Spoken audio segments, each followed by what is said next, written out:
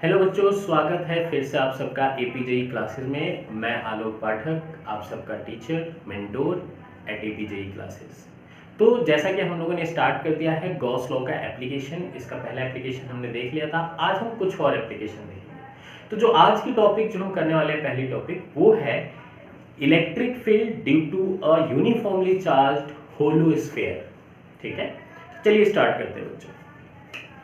आज का टॉपिक है अपना electric field due to uniformly charged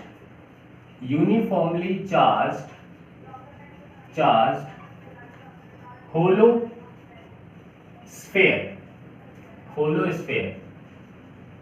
या फिर आप कह सकते हो conducting solid hollow sphere and conducting solid sphere के केस में, दोनों ही केस में जो होता है सेम तरीके से इलेक्ट्रिक फील्ड कैलकुलेट किया जाता है। तो हम होलो के लिए करेंगे, आप सॉलिड के लिए वैसे ही कर सकते हैं। तो चलिए स्टार्ट करते हैं। मान लेते हैं कि हमारे पास ये एक होलो स्फीयर है जिसका रेडियस है कैपिटल आर, और ये क्या है, यूनिफॉर्मली चार्ज्ड है। यूनिफॉर्मली चार्ज होने मतलब क्या, यूनिफॉर्मली चार्ज होने मतलब क्या, सब पे प्लस प्लस या माइनस माइनस जैसा भी आप रखते हो। प्लस रखेंगे तो रेडियली आउटवर्ड, माइनस रखेंगे तो रेडियली इनवर्ड डायरेक्शन होगा। मान लेते हैं कि यहाँ पे ये वो पॉइंट P है जहां पे मुझे इलेक्ट्रिक फील्ड फाइंड आउट करना है। तो मैं क्या करूंगा, इस P के अराउंड, P को लेकर के एक मैं गॉसियन सरफेस ड्रॉ कर लूंगा। गॉसियन सरफेस, ये मैंने गॉसियन सरफेस ड्रॉ कर लिया। अब गॉसियन सरफेस की खास बात ये होती है कि एक तो हर एक पॉइंट पे इलेक्ट्रिक फील्ड क्या हो, सेम होना चाहिए। तो मान लेते हैं हम कि ये है अपना डिस्टेंस जो है यहां से यहां तक, वो r है, स्मॉल r है। अपन मान लेते हैं कि ये जो है अपना डिस्टेंस स्मॉल r है, और इसे मान लेते हैं कि पॉइंट P है। यहां पे हमें फाइंड आउट करना है इलेक्ट्रिक फील्ड। अब देखिए यहां पे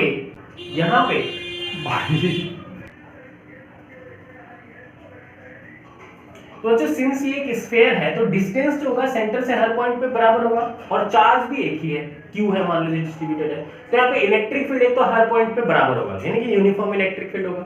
दूसरा हमें क्या चाहिए था कि जो इलेक्ट्रिक फील्ड हो वो सरफेस पे या तो परपेंडिकुलर हो या पैरेलल हो। तो देखते हैं, यहां से इलेक्ट्रिक फील्ड किधर होगा, इधर।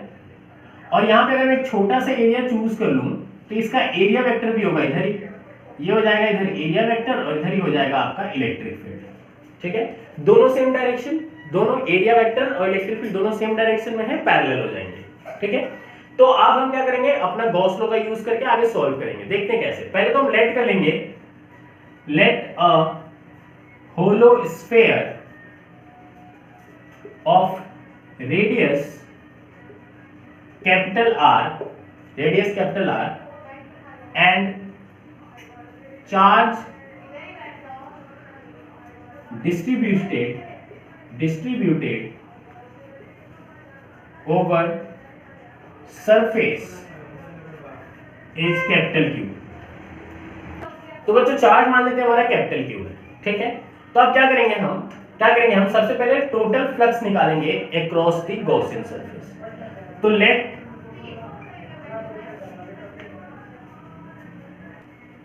कर लेते हैं P is point where electric field is to be calculated,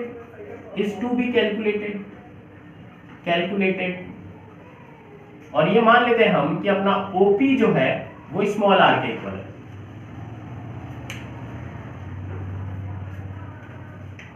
तो अब आगे स्टार्ट करते हैं, आगे देखते हैं क्या होगा। तो हमें OP को स्टार्ट में चल गया, तो हम क्या निकालेंगे, अकॉर्डिंग टू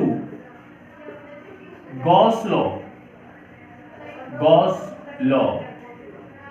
जो टोटल फ्लक्स होगा, total flux through Gaussian surface के थ्रू जो टोटल फ्लक्स होगा बच्चों, phi E, that is charge enclosed by epsilon. Equation first. अब देखते हैं नाउ जो टोटल फ्लक्स होता है, जो टोटल फ्लक्स होता है बच्चों ओवर सरफेस, जो टोटल फ्लक्स होता है बच्चों ओवर सरफेस वो होता है E dot N cap D S. यहां जब इसे सॉल्व करेंगे तो यहां जब सॉल्व करेंगे बच्चों तो ये हो जाएगा E D S cos zero. Cos zero क्यों है? क्योंकि इलेक्ट्रिक फील्ड और area vector, normal area vector दोनों सेम डायरेक्शन में है, इसलिए यहां पे जो अपना फाई ई है वो आ जाएगा integration of E D S, equation second. Now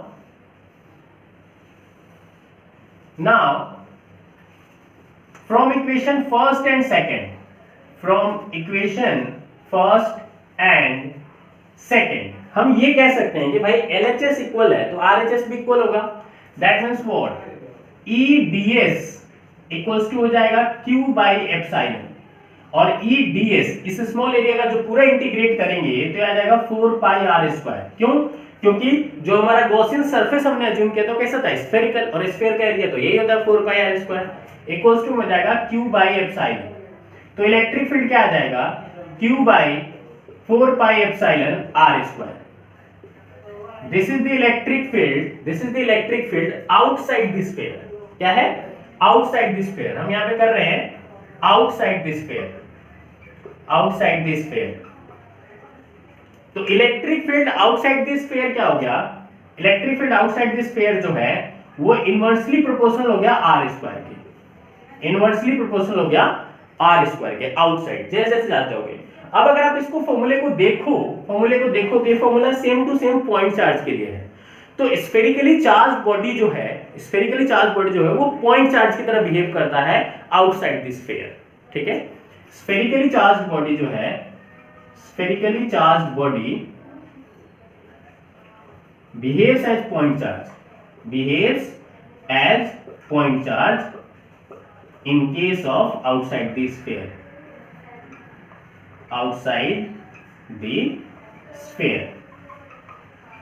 for electric field of course, electric field calculate करते हैं। ठीक है बच्चों, चलिए नोट डाउन कर लीजिए। तो बच्चों अगर सरफेस पे हमें निकालना हो एट सरफेस इलेक्ट्रिक फील्ड कितना हो जाएगा? एट सरफेस स्मॉल r जो है वो कैपिटल R के इक्वल हो जाएगा। ये जो डिस्टेंस है यहां पे लाएंगे तो स्मॉल r कैपिटल R के इक्वल हो जाएगा। तो अपना जो इलेक्ट्रिक फील्ड आएगा वो आएगा Q अपॉन, तो बच्चों जो अपना इलेक्ट्रिक फील्ड आएगा वो आएगा Q अपॉन 4 पाई एप्सिलॉन r स्क्वायर। इस r की जगह क्या आ जाएगा? कैपिटल R स्क्वायर हो जाएगा। इसको थोड़ा मैं और सॉल्व करूं तो ये क्या हो जाएगा? Q upon 4 pi r square epsilon लिख सकता हूं, और this 4 pi r square is sphere of this is the area of this hollow sphere. तो यहां पे Q upon area into epsilon हो जाएगा, और Q अपॉन एरिया क्या होता है? Surface charge density, then this is sigma upon epsilon. तो एट सरफेस हर एक पॉइंट पे, तो बच्चों क्या है? At each point of the surface same रहेगा, this is a constant electric field. तो हम कहेंगे कि eight each point of the surface, eight each point of the surface electric field is same, and that is sigma by epsilon। तो एक होलो sphere की वजह से ये जो इलेक्ट्रिक फील्ड होता है वो मैक्सिमम इलेक्ट्रिक फील्ड होता है। मैक्सिमम कहां पे रहेगा? सरफेस पे रहेगा, and that is sigma by epsilon. ठीक है, चलिए इतना नोट डाउन कर लीजिए। मुझे इनसाइड द स्फीयर निकालना है तो मैं क्या करूंगा?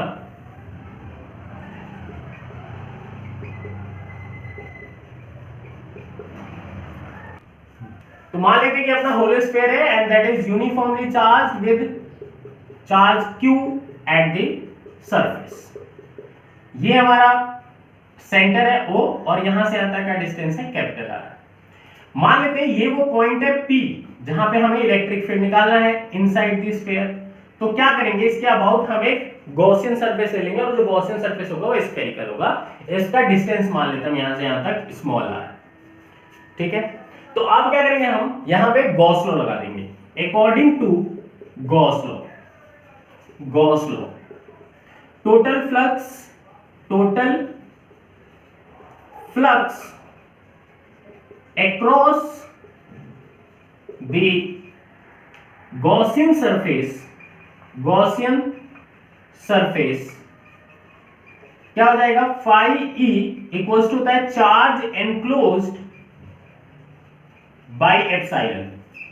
बच्चों अब इसके अंदर कुछ चार्ज एनक्लोज्ड है क्या, नहीं है, क्योंकि सारा चार्ज किस पे है, सरफेस पे है, तो यहां पे फाई क्या आ जाएगा, 0 आ जाएगा। अब ना जो टोटल फ्लक्स होता है, वो क्या होता है, phi E equals to E dot N cap DS. ठीक है, तो अब जब यहां से निकालेंगे, ये इक्वेशन फर्स्ट बना लेते हैं, इसे इक्वेशन फर्स्ट बना लेते हैं, इसे इक्वेशन सेकंड। तो इसलिए फ्रॉम इक्वेशन फर्स्ट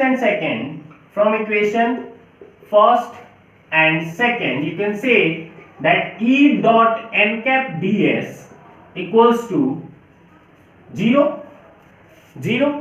अब ये 0 हो गया बच्चों, तो यहां पे क्या हो जाएगा, इलेक्ट्रिक फील्ड भी क्या आ जाएगा, 0। तो inside the sphere electric field क्या होता है, 0 होता है। क्यों, क्योंकि there is no charge inside the sphere, inside the hollow sphere. तो क्या लिखेंगे, inside the sphere electric field is 0 because there is no charge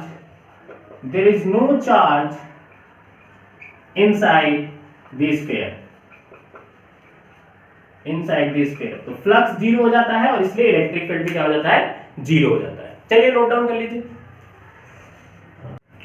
तो बच्चे एक बार रिजल्ट पूरा समराइज कर लेते हैं। तो आउटसाइड के लिए अपने पास रिजल्ट क्या आया था, आउटसाइड द स्फीयर के लिए E इक्वल्स टू आया था Q by 4 pi epsilon R square, यानी E जो हो गया था प्रोपोर्शनल, इनवर्सली प्रोपोर्शनल हो गया था R स्क्वायर के। दूसरा हमने इसमें बात करी थी कि बिहेव्स एज पॉइंट चार्ज, क्योंकि फिर हमने बात करी थी एक्स सरफेस की।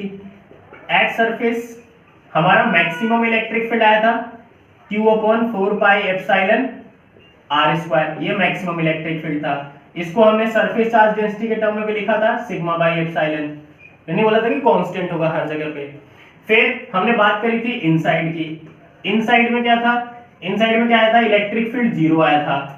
क्यों 0 आया था, क्योंकि जो चार्ज एनक्लोज था वो 0 था।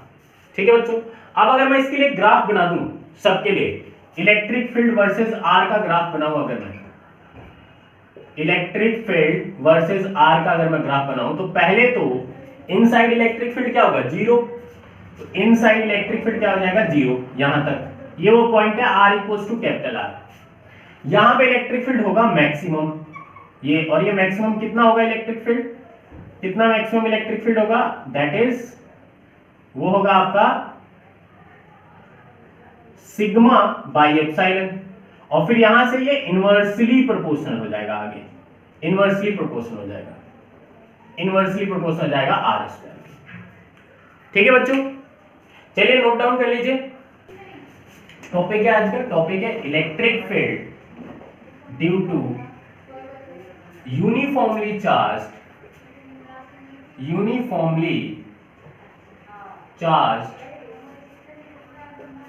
Non conducting solid sphere. Non conducting है बच्चों, पिछला जो हमने करा था वो कंडक्टिंग करा था, ये नॉन कंडक्टिंग है।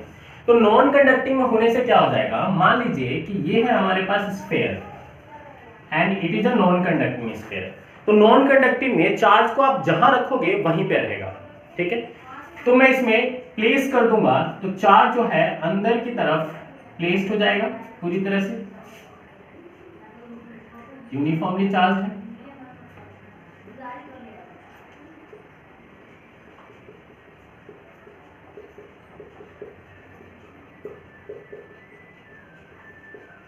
और मान लेते हैं ये है अपना सेंटर O, ठीक है, और इसका रेडियस मान लेते हैं कि इसका रेडियस जो है अपना, रेडियस जो है वो है कैपिटल R, रेडियस है अपना capital R।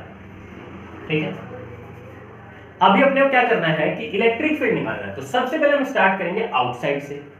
Outside this field लिखेंगे, मान लो ये पॉइंट है आउटसाइड P, जहां पे हमें इलेक्ट्रिक फील्ड निकालना है। तो क्या करूंगा मैं, इसके अबाउट एक गॉसियन सरफेस ड्रॉ कर लूंगा, गॉसियन सरफेस ड्रॉ कर लूंगा, ऐसा कुछ गॉसियन सरफेस ड्रॉ हो जाएगा, स्फेरिकल गॉसियन सरफेस। फिर क्या करूंगा मैं, ये मान लेते हैं यहां से यहां तक का जो डिस्टेंस है O से P तक का स्मॉल r है, तो पहले मैं लेट कर लूंगा। Let us consider a non conducting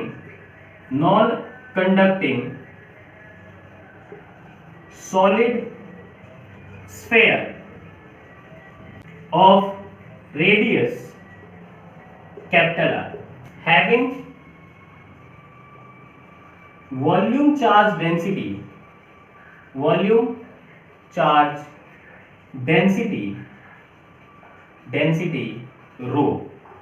रो है अपना वॉल्यूम चार्ज डेंसिटी। तो टोटल चार्ज क्या हो जाएगा, टोटल चार्ज क्यू मान लेते हैं और ये हो जाएगा डेंसिटी इंटू में वॉल्यूम 4/3 पाई कैपिटल आर का क्यूब, 4/3 पाई कैपिटल आर का क्यूब। तो अब इसको आगे अगर हम सॉल्व करें तो बच्चों अगर हम आउटसाइड द स्फीयर की बात करें, आउटसाइड द स्फीयर की अगर हम बात करते हैं कि outside the sphere electric field क्या होगा, तो लेट कर लेंगे, let a point P where electric field is to be calculated, जहां पे हमें इलेक्ट्रिक फील्ड जो है वो कैलकुलेट करना है। तो क्या आ जाएगा, इलेक्ट्रिक फील्ड जब कैलकुलेट करना है अपने को वहां पे, तो लेट कर लेते हैं कि OP जो है वो R के इक्वल है। अब इस पॉइंट पे बच्चों सारा पॉजिटिव चार्ज है तो इलेक्ट्रिक फील्ड बाहर की तरफ होगा और जो नॉर्मल वेक्टर होगा यहाँ पे वो भी इधर होगा, n∠ds। तो बच्चों जो नॉर्मल वेक्टर है वो भी इधर है, दोनों सेम डायरेक्शन में है, ठीक है। तो हम क्या करेंगे, लिखेंगे कि अकॉर्डिंग टू गॉस लॉ के अकॉर्डिंग क्या हो जाएगा कि जो टोटल फ्लक्स होगा थ्रू द गॉसियन सरफेस वो क्या होगा, चार्ज एनक्लोज्ड बाय एप्सिलॉन, ठीक है। और चार्ज एनक्लोज जो है वो अपना मान लेते हैं हम Q, जो कि हमने यहां लिखा हुआ है, टोटल चार्ज एनक्लोज Q है, तो ये क्या आ जाएगा Q/एप्सिलॉन। इसे बना लेते हैं इक्वेशन फर्स्ट। आगे देखते हैं, नाउ टोटल फ्लक्स क्या हो जाएगा, total flux through Gaussian surface या अक्रॉस गॉसियन सरफेस,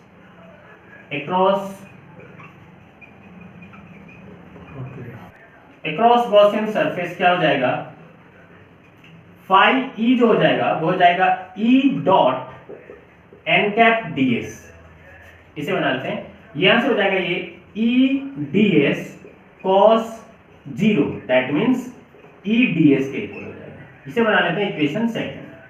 अब from equation first and second, equation first और सेकंड से देखें बच्चों, तो ये जो अपना E/ds है वो किसके इक्वल हो जाएगा, Q/एप्सिलॉन के। यहां से E इंटू में 4 पाई R स्क्वायर इक्वल्स हो जाएगा Q/एप्सिलॉन। ये 4 पाई स्क्वायर इधर जाएगा तो यहां से अपना इलेक्ट्रिक फील्ड निकल के आएगा Q/4 pi epsilon R square. That means what, कि इलेक्ट्रिक फील्ड आउटसाइड जो है वो R स्क्वायर के इनवर्सली प्रोपोर्शनल हो जाएगा। चलिए नोट डाउन कर लीजिए इतना।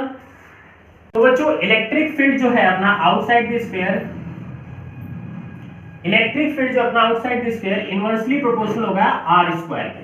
और अगर आप इस रिजल्ट पे फोकस करें, इस रिजल्ट को ध्यान से देखें, तो ये रिजल्ट जो है कैसा है, बिल्कुल पॉइंट चार्ज की जगह सा है, जैसे पॉइंट चार्ज का है। तो सिमिलरली जो यूनिफॉर्मली चार्ज सॉलिड स्फीयर है, यूनिफॉर्मली चार्ज सॉलिड स्फीयर जो है, solid sphere behaves as point charge की तरह बिहेव करेगा, ठीक है। आउटसाइड द स्फीयर के केस में, आउटसाइड द स्फीयर के केस में ये पॉइंट चार्ज की तरह बिहेव करेगा, ठीक है। एट द सरफेस क्या हो जाएगा, एट सरफेस देखते हैं,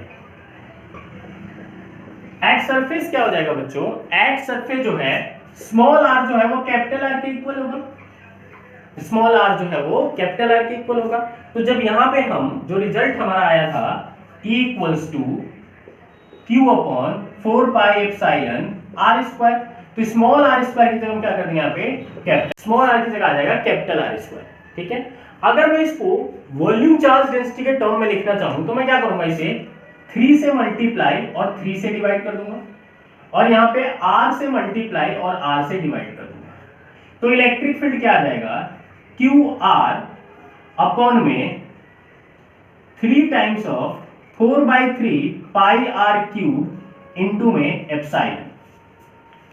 तो Q upon 4/3 pi R cube क्या हो जाएगा, वॉल्यूम चार्ज डेंसिटी। तो इलेक्ट्रिक फील्ड को हम क्या लिख सकते हैं, रो R अपॉन में 3 एप्सिलॉन, रो R अपॉन में 3 epsilon, a constant electric field. और ये इलेक्ट्रिक फील्ड जो होगा अपना मैक्सिमम इलेक्ट्रिक फील्ड होगा due to uniformly charge non conducting sphere.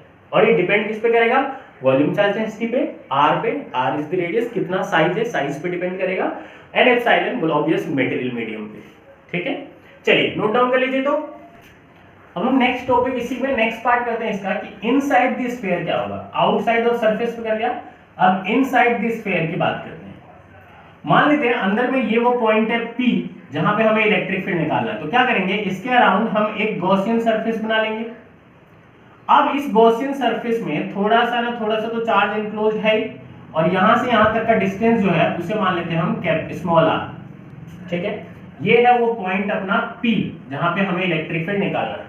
ठीक, तो इलेक्ट्रिक फील्ड के लिए अगर हम गॉस लॉ का यूज कर रहे हैं तो अपने को क्या चाहिए कि गॉसियन सरफेस में अपने को चाहिए कि गॉसियन सरफेस के अंदर कितना चार्ज इनक्लोज्ड है, वो चार्ज का अमाउंट अपने को निकालने का है, राइट। तो अमाउंट निकालने के लिए अपन क्या करेंगे, अपने को ये पता है कि charge enclosed by 4/3 pi R cube volume कितना है, Q।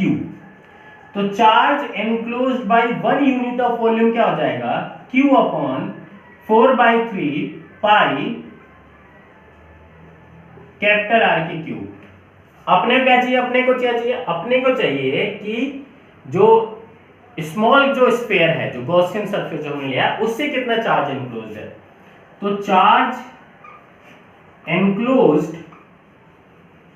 enclosed by Gaussian sphere, you can say Gaussian sphere। ठीक है, इसे Q प्राइम मान लेते हैं, तो क्या आ जाएगा, वो आ जाएगा Q upon 4/3 pi capital R का क्यूब इंटू में 4/3 पाई स्मॉल r का क्यूब। अब 4/3 से 4/3 कैंसिल, पाई से पाई कैंसिल, तो क्या हो जाएगा अपना Q प्राइम जो आ जाएगा वो आ जाएगा Q स्मॉल r का क्यूब अपॉन कैपिटल R का क्यूब। ठीक है बच्चों, आप क्या करेंगे, अपन गॉस लॉ लगा देंगे। Now according to Gauss law जो टोटल फ्लक्स है across Gaussian surface, total flux across Gaussian surface क्या हो जाएगा, इनटू गॉस लॉ अपना फाई जो क्या आ जाएगा, चार्ज एनक्लोज्ड बाय एप्सिलॉन। अब जो चार्ज एनक्लोज्ड है वो ये है, यानी Q स्मॉल r का क्यूब अपॉन में एप्सिलॉन कैपिटल R का क्यूब। इसे बना लेते हैं इक्वेशन फर्स्ट। नाउ जो टोटल फ्लक्स है, total flux across Gaussian surface वो क्या हो जाएगा, वो हो जाएगा phi E equals to E dot N cap ds। यहां पे देखो तो इलेक्ट्रिक फील्ड इधर और जो एरिया वेक्टर होगा वो भी इधर ही, दोनों सेम डायरेक्शन में, एंगल क्या हो जाएगा 0। तो इसे क्या लिख सकते हैं, E ds cos 0, और cos 0 होता है 1, तो आ जाएगा E ds। इसे बना लेते हैं इक्वेशन सेकंड। अब from equation first and second, from equation first and second अगर हम बात करें तो फाई अपना ये E ds है वो आ जाएगा इक्वल्स टू Q R की क्यूब अपॉन में एप्सिलॉन R का क्यूब। ठीक है बच्चों, अब ये जो जाएगा वो जाएगा E इंटू में 4 pi R square equals to Q R का क्यूब अपॉन में एप्सिलॉन कैपिटल R का क्यूब। अगर हम बात करें तो स्क्वायर से एप्सिलॉन खत्म, अपने पास क्या बच जाएगा, E इक्वल्स टू हो जाएगा Q R upon 4 pi R का क्यूब एप्सिलॉन। यहाँ पे अगर मैं 3 से मल्टीप्लाई और 3 से डिवाइड कर दूं तो Q/4/3 पाई आर क्यूब क्या हो जाएगा, रो, तो जाएगा rho r by 3 epsilon, rho r by 3 epsilon. तो इससे एक चीज ये पता चल जाता है कि इनसाइड जो इलेक्ट्रिक फील्ड है वो इन डायरेक्टली प्रोपोर्शनल है आर के, डायरेक्टली प्रोपोर्शनल किसके, आर के। चलिए नोट डाउन कर लीजिए। तो एक बार समराइज कर लेते हैं सारी चीजें बच्चों। सॉलिड स्फीयर के केस में, सॉलिड स्फीयर के केस में जो हमारा रिजल्ट आया है, आउटसाइड द स्फीयर क्या रिजल्ट आया, आउटसाइड द स्फीयर रिजल्ट आया electric field equals to Q/4 pi epsilon R square, यानी इलेक्ट्रिक फील्ड जो है प्रोपोर्शनल है 1/r स्क्वायर के, इनवर्सली प्रोपोर्शनल है 1/r स्क्वायर के, r स्क्वायर के इनवर्सली प्रोपोर्शनल है। दैट मींस बिहेवियर कैसा है, पॉइंट चार्ज की तरह बिहेव करता है, पॉइंट चार्ज की तरह बिहेव करता है, बिहेवियर जो है वो पॉइंट चार्ज की तरह है। दूसरा हमने एट सरफेस पढ़ा था, एट सरफेस हमने देखा कि कांस्टेंट इलेक्ट्रिक फील्ड था रो आर बाई 3 एप्सिलॉन। फिर हमने इनसाइड द स्फीयर पढ़ा, इनसाइड द स्फीयर उसमें क्या है, इलेक्ट्रिक फील्ड वो आया रो आर बाई 3 एप्सिलॉन, और यहां से पता चला कि इलेक्ट्रिक फील्ड डायरेक्टली प्रोपोर्शनल है आर के। अब अगर मैं इसके लिए ग्राफ ड्रॉ करूं तो मेरा ग्राफ कैसा बनेगा, इलेक्ट्रिक फील्ड वर्सेस डिस्टेंस का graph, electric field versus distance का graph. Inside the sphere electric field directly proportional till surface, और सरफेस पे होता है मैक्सिमम, और वो मैक्सिमम कितना होता है, रो आर बाई 3 एप्सिलॉन। उसके बाद यहां से इनवर्सली प्रोपोर्शनल हो जाएगा, ये ई जो है डायरेक्टली प्रोपोर्शनल है आर स्क्वायर के, आर के, और यहां इनवर्सली प्रोपोर्शनल है आर स्क्वायर के। ठीक है बच्चों, तो ये अपना हो जाएगा ग्राफ। आज की वीडियो में इतना ही, नेक्स्ट वीडियो में हम एक और एप्लीकेशन करेंगे, ठीक है, और उसके बाद जो हमारी वीडियोस आएंगी वो आएंगे इसके न्यूमेरिकल्स के ऊपर। काफी सारे क्वेश्चंस हमने प्रिपेयर करे हैं, काफी सारे क्वेश्चंस की वीडियोस हम बनाने वाले हैं, ठीक है। तो अगर वीडियो आप लोगों को पसंद आ रहा है तो लाइक कर दीजिए और अपने दोस्तों के साथ शेयर कीजिए, और अगर अभी तक आपने सब्सक्राइब नहीं किया तो प्लीज सब्सक्राइब कर लीजिए। Thank you so much.